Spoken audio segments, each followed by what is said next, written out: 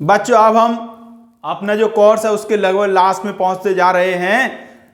MCQ आपको करा दिए गए हैं, 2 मार्क्स वाले करा दिए गए हैं, 3 मार्क्स वाले करा दिए गए हैं। अब लास्ट में बचा क्या है, 5 मार्क्स और केस स्टडी वाले क्वेश्चन बचे हैं बच्चों जो 5 मार्क्स के क्वेश्चन और केस स्टडी वाले हैं वो एक ही टाइप के दोनों हैं। तो पहले मैं प्रॉपर कराता हूं 5 मार्क्स में कैसे आएंगे और फिर उन्हीं का केस स्टडी कैसे बन के आ सकता है, फिर उसको हम लोग डिस्कस करेंगे बच्चों। आइए तो स्टार्ट करते हैं और अपने पहले चैप्टर से चलते हैं, रिलेशन एंड फंक्शन से। यहां से यदि 5 मार्क्स का क्वेश्चन आया तो एक बढ़िया सा इक्विवेलेंस रिलेशन प्रूव करने का बच्चों आ सकता है। ये क्वेश्चन बहुत बढ़िया है, बहुत बार आपके बोर्ड एग्जाम में आ चुका है बच्चों। प्रूव दैट रिलेशन R और N into N where AB related to CD if and only if AB equals to BC is an equivalence relation। ये हमें बच्चों प्रूव करना है। भाई ये N into N का मतलब ये है, ये जो A, B होगा ये N into N को बिलोंग करेगा। इसका मतलब ये होता है कि A भी नेचुरल नंबर है और B भी नेचुरल नंबर है बच्चों। तो बच्चों मुझे प्रूव करना है कि ये इक्विवेलेंस रिलेशन है, तो उसके लिए मुझे क्या क्या करना पड़ेगा, रिफ्लेक्सिव, सिमेट्रिक और ट्रांजिटिव चेक करना पड़ेगा। तो सबसे पहले क्या चेक करते हैं, रिफ्लेक्सिव। सबसे पहले रिफ्लेक्सिव चेक करते हैं। तो बच्चों let A, A belongs to N into N।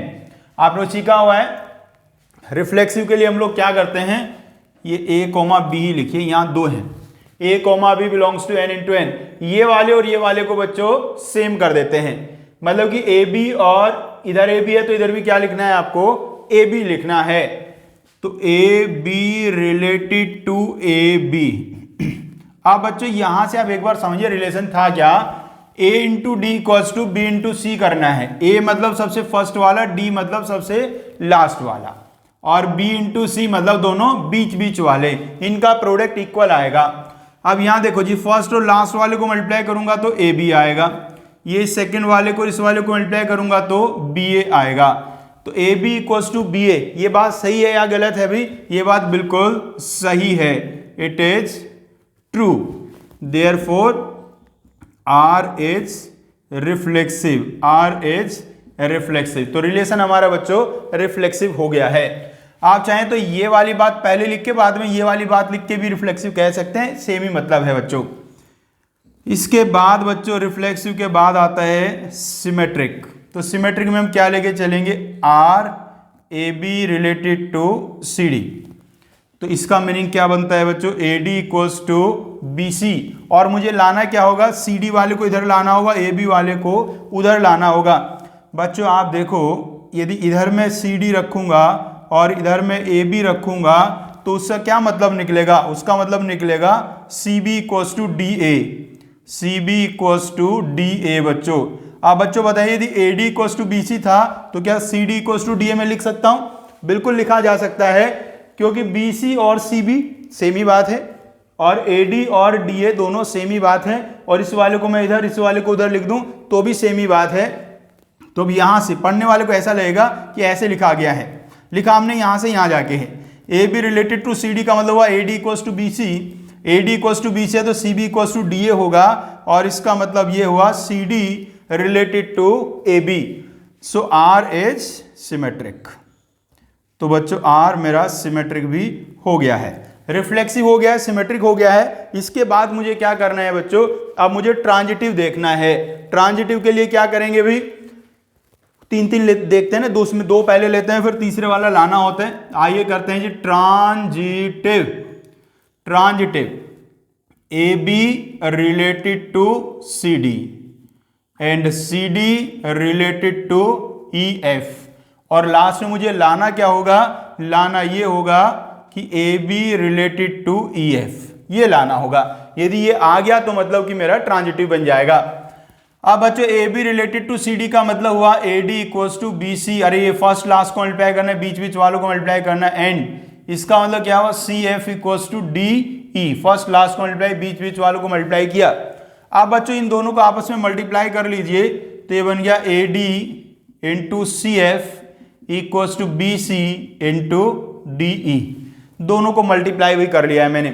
अब देखिएगा यहां से D कैंसिल हो जाएगा और C से C कैंसिल हो जाएगा, बच क्या रहा है AF equals to B E, A F equals to B E आ गया है। मतलब ए सबसे फर्स्ट वाला, एफ सबसे लास्ट वाला, बी सेकंड वाला और ई थर्ड वाला होगा।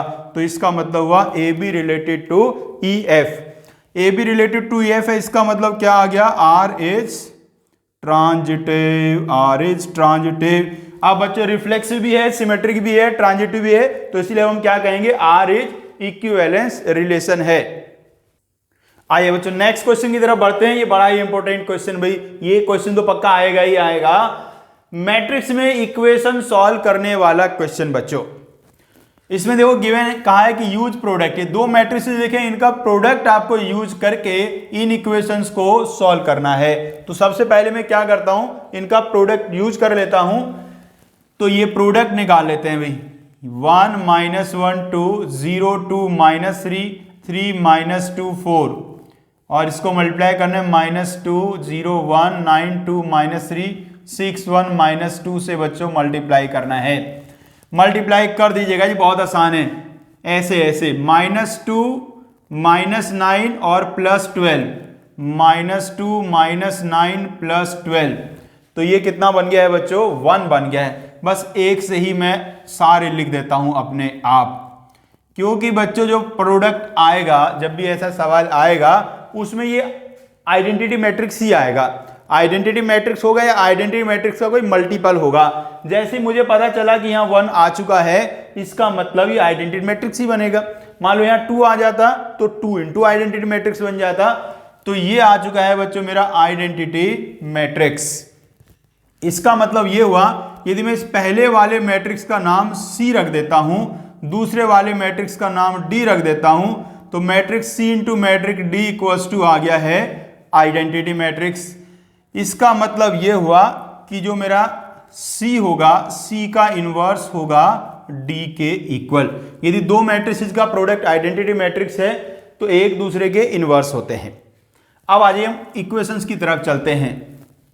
तो इन इक्वेशंस को हमें लिखना है मैट्रिक्स फॉर्म में, matrix form of given equations. Matrix form में लिखना तो आता है, भी कैसे लिखा करते हैं, पहले इनके जो कोएफिशिएंट है उनका एक मैट्रिक्स बनाना है 1 0 3। 1 यहाँ y वाला है नहीं तो 0 और 3। सेकेंड वाले में देखो -1 2 -2, थर्ड वाले में 2 -3 और 4 इंटू क्या लिखना है x y z, और इक्वल्स टू में जो कांस्टेंट है वो वाले 9 4 और -3। ये बच्चों ये हमारा मैट्रिक्स फॉर्म बन गया गिवन इक्वेशंस का। अब ये वाले मैट्रिक्स को हम A कहते हैं, इसको X कहते हैं और इसको B कहते हैं। सो AX इक्वल्स टू B बच्चों। अब बच्चों ध्यान से देखो, ये जो आपका मैट्रिक्स A है ये इसके जैसा आपको लग रहा होगा, ये इस वाले मैट्रिक्स का ट्रांसपोज है। यहां से मैं पहले एक बार लिख दूं कि जो X का वैल्यू आएगा वो A इनवर्स B होगा। अब यहां लिखता हूं थोड़ा आपके लिए बात।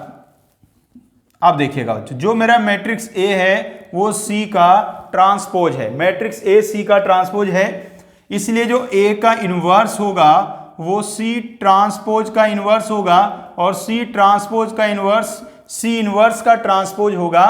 और बच्चों C इनवर्स कितना है, D है, तो ये D का ट्रांसपोज होगा। सो A इनवर्स इक्वल्स टू आ गया है ट्रांसपोज ऑफ D। बस अभी क्या करना है आपको, A इनवर्स इंटू B निकाल लेना है। Therefore x equals to A inverse, A inverse मतलब D का ट्रांसपोज, ये रहा मेरा D, इसका ट्रांसपोज कर दो भाई, -2 0 1 9 2 -3 और 6 1 -2, और इनटू क्या करना है B।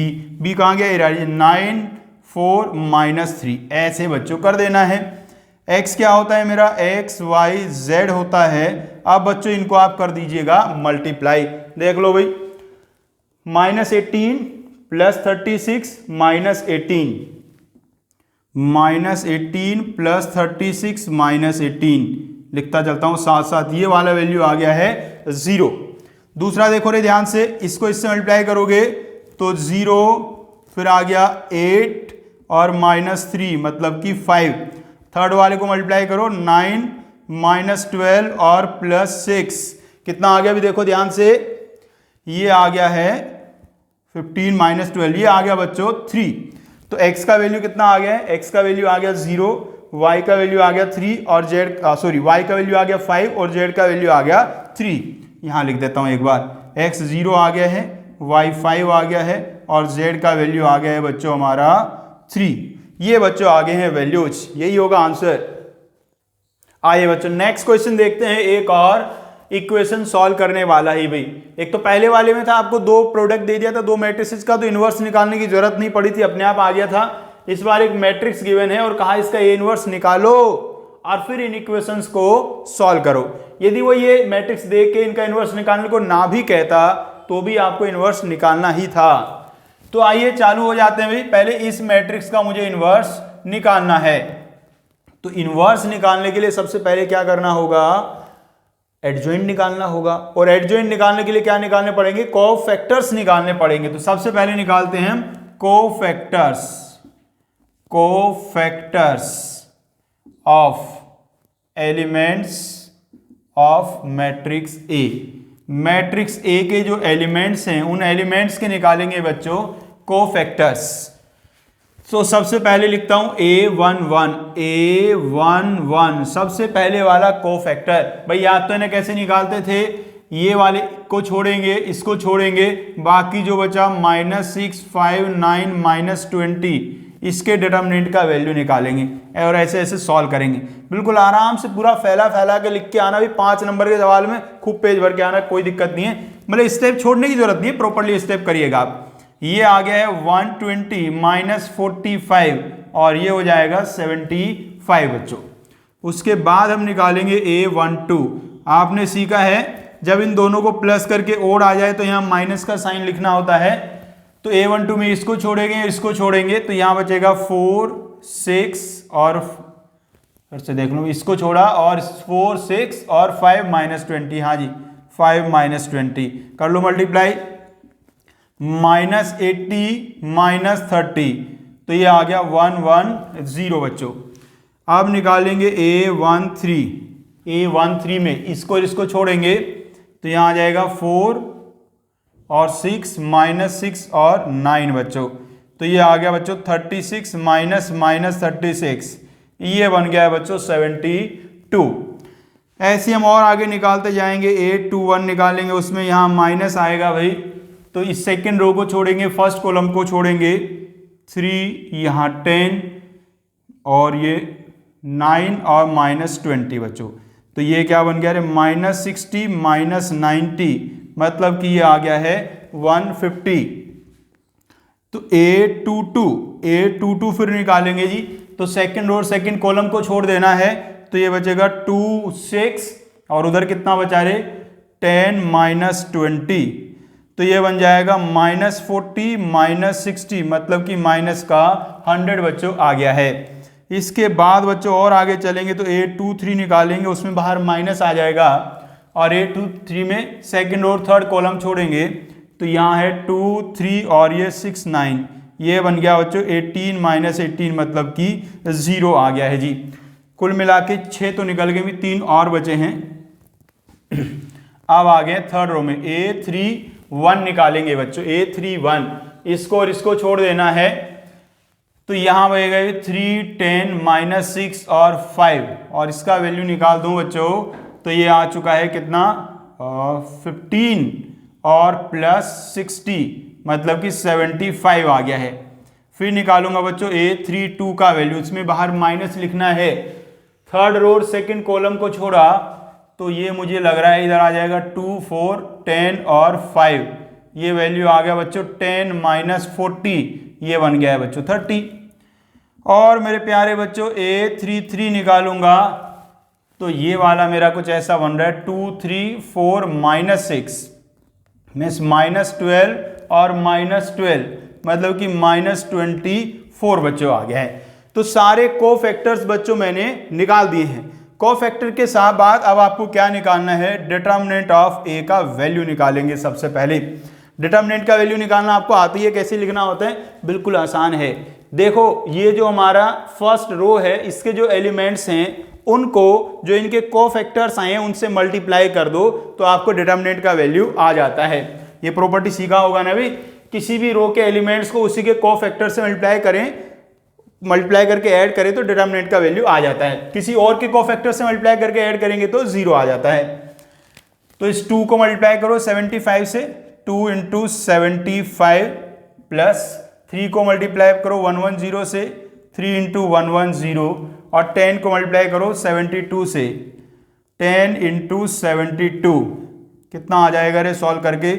ये आ गया 150, ये 330, ये 720, ये आ गया बच्चों 1200। तो डिटर्मिनेंट ऑफ ए का वैल्यू आ गया है 1200।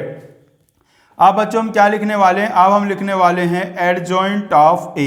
एडजॉइंट ऑफ ए जानते हो क्या होता है बच्चों? जो कोफैक्टर से मैट्रिक्स बनेगा उसका ट्रांसपोज होता है। कोफैक्टर से मैट्रिक्स क्या बनेगा? A11, A12, A13, A21, A22, A23, A31, A32, A33, ये बच्चों हमारा कोफैक्टर का मैट्रिक्स है, इसका कर देंगे हम ट्रांसपोज, तो ये आ जाएगा बच्चों एडजॉइंट।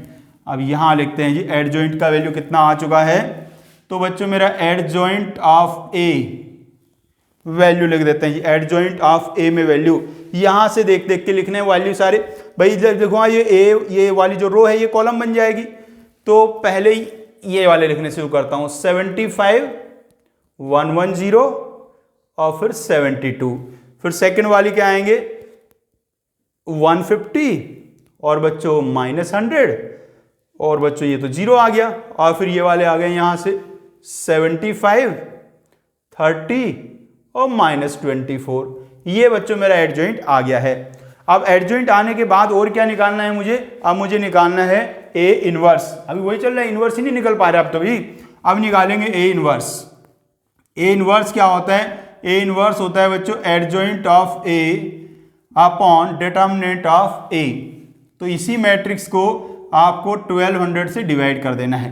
अंदर डिवाइड करने की जरूरत नहीं है, बाहर ही आप लिख दीजिए 1200 और अंदर के वैल्यू एज इट इज आप लिख दीजिए। ये बच्चों देखो ऐसे ऐसे बन गए हैं, सेम टू सेम वैल्यू मैंने लिख दी हैं। तो ए इनवर्स मेरा आ गया। ये देखो आधा क्वेश्चन कंप्लीट हुआ, ए इनवर्स का वैल्यू आ चुका है। अब दूसरी बात क्या है? अब दूसरी बात ये है कि ये जो मेरा इक्वेशन थी, इन इक्वेशंस को मुझे सॉल्व करना था। तो पहले मैं मैट्रिक्स इक्वेशन लिख दूं, मैट्रिक्स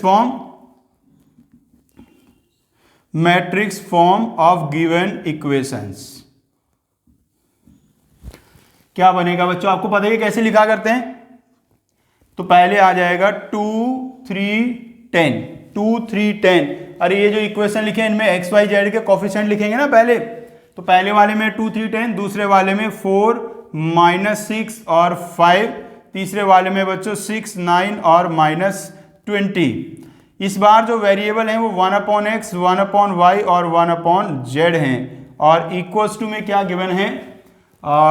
2, 5 और -4। ये है बच्चों, देखिएगा आप देखो क्वेश्चन पर खत्म ही होने वाला है, कुछ ज्यादा बचा नहीं है इसमें, क्योंकि ये वाला जो मैट्रिक्स है, ये वाला मैट्रिक्स, ये वही वाला मैट्रिक्स है, ये वही वाला मैट्रिक्स है जो आपको क्वेश्चन में मैट्रिक्स ए की बनता है। देखो सेम टू सेम वही है।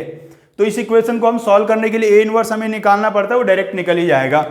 तो ये मेरा जो इक्वेशन है ये बेसिकली ax = b है और x का वैल्यू मेरा यहां से क्या आएगा? a इनवर्स × b आएगा। अच्छी बात क्या है, मैं a इनवर्स तो पहले ही निकाल चुका हूं, तो मुझे अब सिर्फ उसको b से मल्टीप्लाई करना है।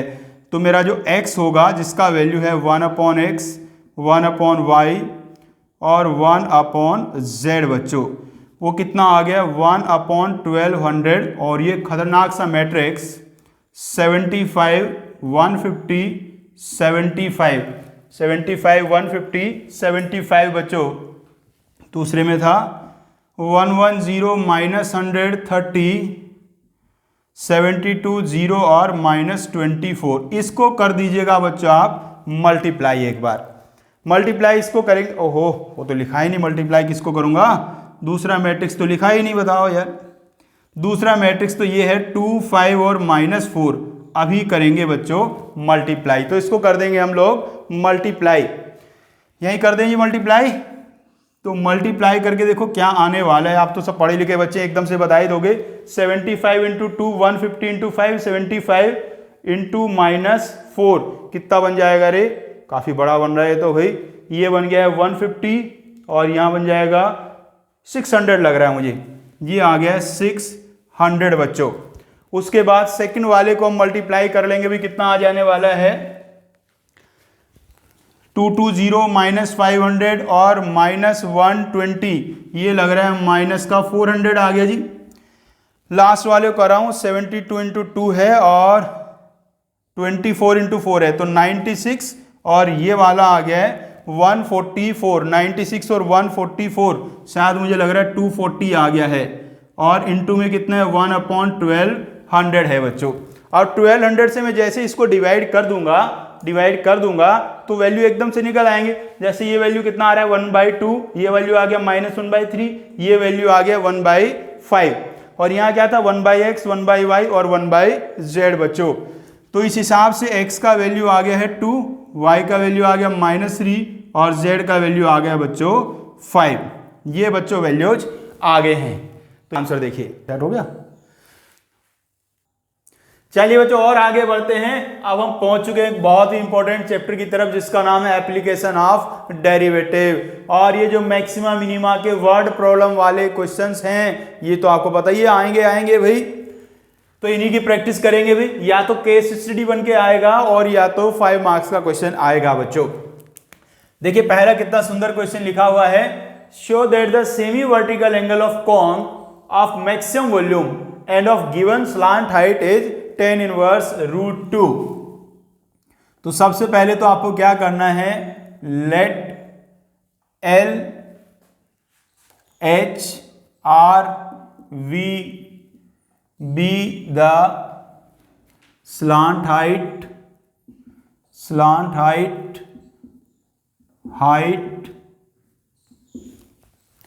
radius of base volume of the cone।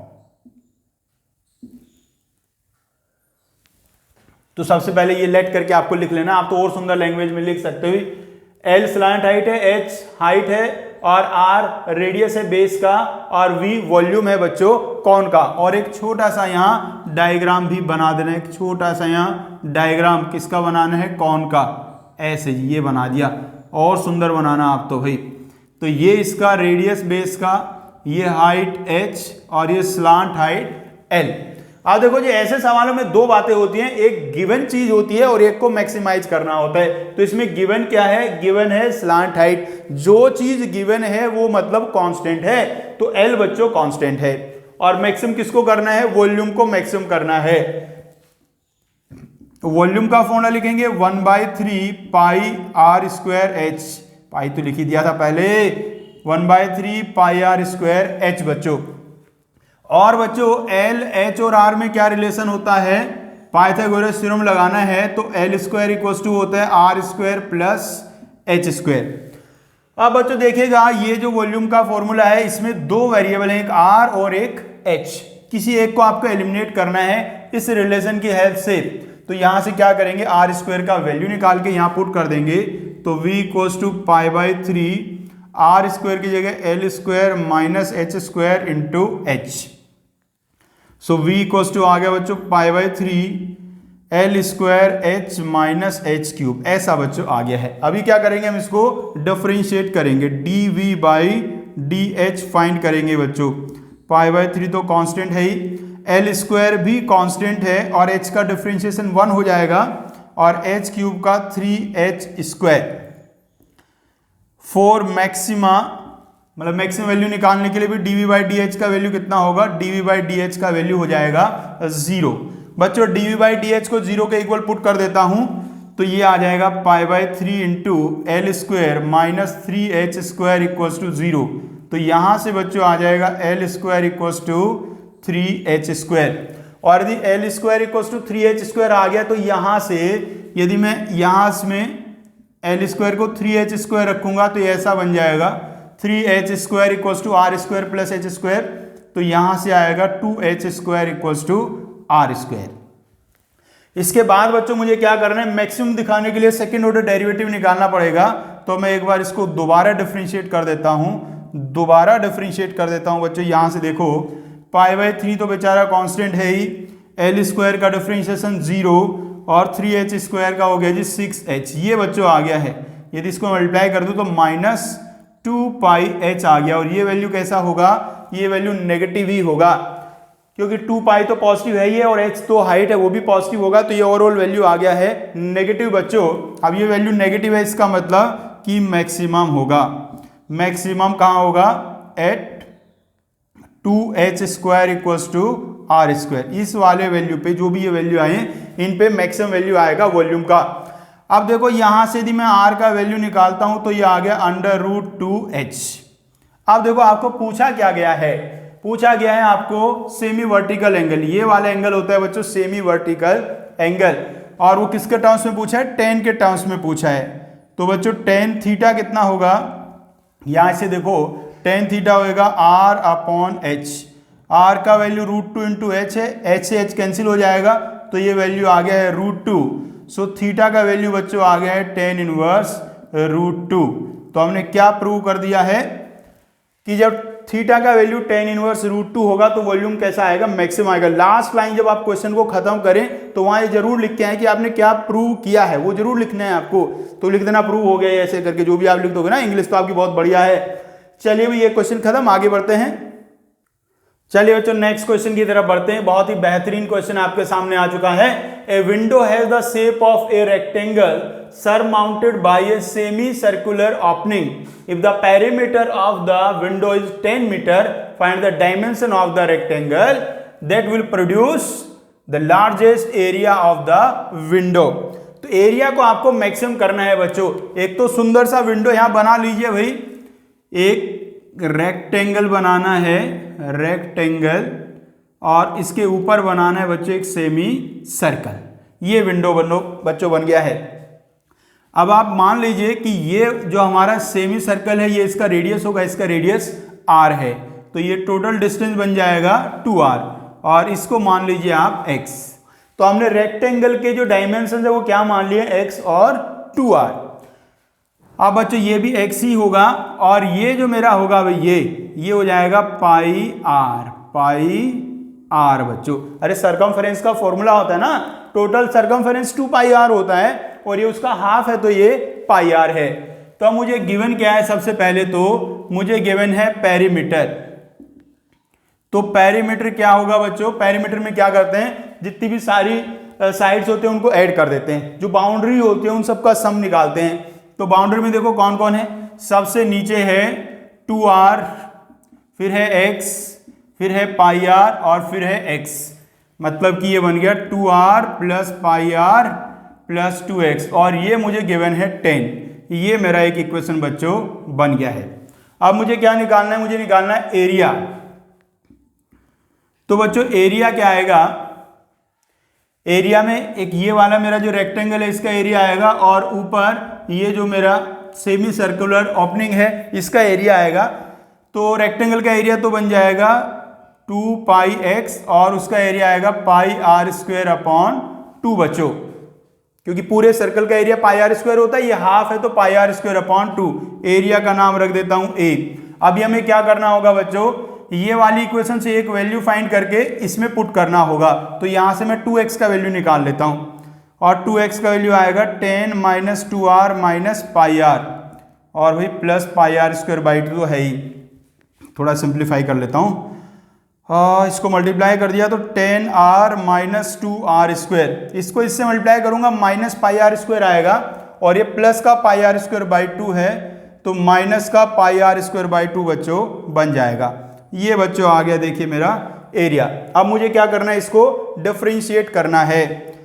तो dA/dr बच्चों, तो कितना आ गया 10 - 4r - πr, और मैक्सिमम करने के लिए क्या रखेंगे, इसको 0 के इक्वल रखेंगे बच्चों, फॉर मैक्सिमम एरिया बच्चों।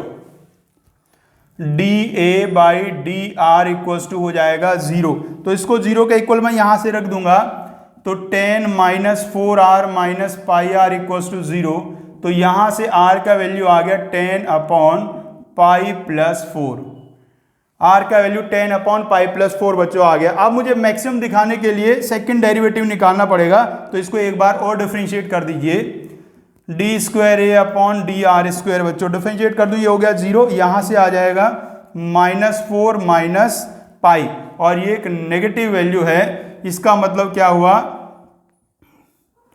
Area is maximum when r equals to 10/π+4, ये बच्चों आ गया। अब बच्चों r का वैल्यू तो आ चुका है मेरे पास, मुझे और किसका वैल्यू निकालना है, मुझे ये जो रेक्टेंगल है इसके डायमेंशन निकालने थे, मतलब ये वाला साइड बताना है और ये वाला साइड बताना है। ये तो आ ही चुका है, एक तरीके से r का वैल्यू आ गया, तो अब मुझे x का वैल्यू और बताना है। x का वैल्यू कहाँ से आएगा, ये वाली इक्वेशन से। इस इक्वेशन का नाम रख देना कोई 1, तो फ्रॉम इक्वेशन 1, भाई अब तो आप होशियारी हो चुके हैं। 2x का वैल्यू क्या है, 10 - 2r - πr। अब यहाँ क्या करेंगे, हम r का वैल्यू पुट कर देंगे, या हाँ r का वैल्यू तो पुट कर नहीं, r का वैल्यू पुट करते हैं। तो 10 - 2/r मतलब 20/π+4 -πr मतलब 10π/π+4। अब बच्चों इसको हमें कर देना है सॉल्व। सॉल्व करने के लिए क्या करेंगे, एलसीएम ले लिया जी, एलसीएम आ गया π+4, इधर मल्टीप्लाई करेंगे तो देखो यहाँ से आएगा 10π, वहाँ है -10π कैंसिल, यहाँ से आएगा 40, यहाँ है माइनस का 20, तो कुल मिला के बच गया है 20। तो बच्चों x का वैल्यू आ गया 10/π+4। तो डायमेंशन क्या क्या आ गए जी, एक तो मेरा 2r है, ये आ गया 20/π+4, और दूसरा मेरा x है, और x कितना आ गया है 10/π+4। तो डायमेंशन आ गए 10/π+4 और 20/π+4। बच्चों ये वाला जो क्वेश्चन है ये केस स्टडी में भी आ सकता है बहुत अच्छे से, उसमें कई सारे 2-3 क्वेश्चन बनाने होते हैं। तो एक तो ये क्वेश्चन पूछ सकता है, एरिया का एक्सप्रेशन पूछ सकता है, एरिया पूछ सकता है कि r के टर्म्स में एरिया का फॉर्मूला क्या बनेगा, ये पूछ लेगा, और उसके बाद पूछ सकता है r का वैल्यू क्या होगा या x का वैल्यू क्या होगा। ऐसे करके केस हिस्ट्री में भी ये क्वेश्चन पूछा जा सकता है बच्चों।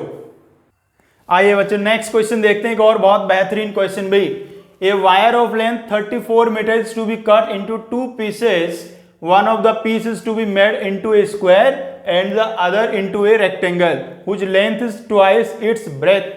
What should be the length of the 2 pieces so that combined area of square and rectangle is minimum? तो सबसे पहले तो आपको क्या कर लेना है जी, लेट कर लेना है कि जो 2 पीस आप करने वाले हैं वो क्या होने वाले हैं जी, लेंथ ऑफ 2 पीसेज। जो 2 पीस आपने करे हैं उनकी लेंथ क्या होगी वो हम लिख देते हैं जी। लेट कर लिया, एक की लेंथ x और एक की लेट कर ली बच्चों 34 - x लेट कर ली है हमने। अब इसके बाद भाई ये x वाली से बना दूंगा रेक्टेंगल और उससे बना दूंगा स्क्वायर। तो यहां इधर बनाता हूं इस बार जी, एक बना देता हूं रेक्टेंगल और एक से बना देता हूं बच्चों स्क्वायर। एक से रेक्टेंगल बना दिया है और एक से बना दिया बच्चों स्क्वायर। रेक्टेंगल का एक साइड मानना है a और दूसरा मानना है आपको 2a, गिवन है जी, उसका जो लेंथ है ब्रेथ का ट्वाइस है। और इसका साइड क्या मान लेता हूं भाई, कुछ भी मान लेता हूं, l मान लेता हूं। चलो इसका साइड मान लिया मैंने l। अब मैं निकालूंगा combined area. Combined area, combined area क्या आएगा बच्चों, रेक्टेंगल का एरिया आएगा 2a² और स्क्वायर का एरिया आएगा l²। अब बच्चों देखो इसका जो ये हमने बनाया है रेक्टेंगल, ये किससे बना है, x लेंथ से बना है। तो x लेंथ इसका क्या होगा, x लेंथ इसका पेरीमीटर होगा, और इसका पेरीमीटर वैसे कितना आने वाला है 6a, 2a + a 2a + a 6a, और 6a किसके इक्वल होगा, x के इक्वल होगा।